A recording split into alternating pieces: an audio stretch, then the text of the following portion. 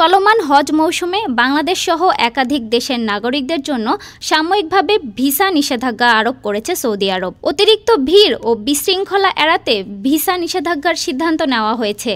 6 April এক প্রতিবেদনে এ খবর দিয়েছে দ্য নিউজ ইন্টারন্যাশনাল। সৌদি কর্তৃপক্ষ জানিয়েছে, কিছু যাত্রী দীর্ঘমেয়াদী ভিসা নিয়ে সৌদি আরবে প্রবেশ করে অনুমতি ছাড়া হজে অংশ নেন। আবার কেউ কেউ হজ শেষে দেশে না ফিরে অবৈধভাবে অবস্থান করেন। অনুমান করা হচ্ছে এই বিধিনিষেধ আগামী জুন মাসের মাঝামাঝি সময়ে প্রত্যাহার করা হতে পারে।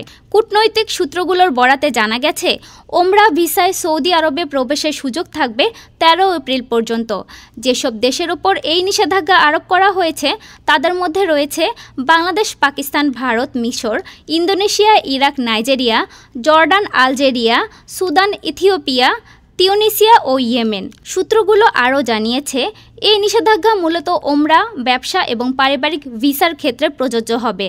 অস্থায়ী নিষেধাজ্ঞা লঙ্ঘন করলে সংশ্লিষ্ট ব্যক্তিদের 5 বছরের জন্য সৌদি আরবে প্রবেশ এবং অবস্থানের ওপর নিষেধাজ্ঞা আরোপ করা হতে পারে।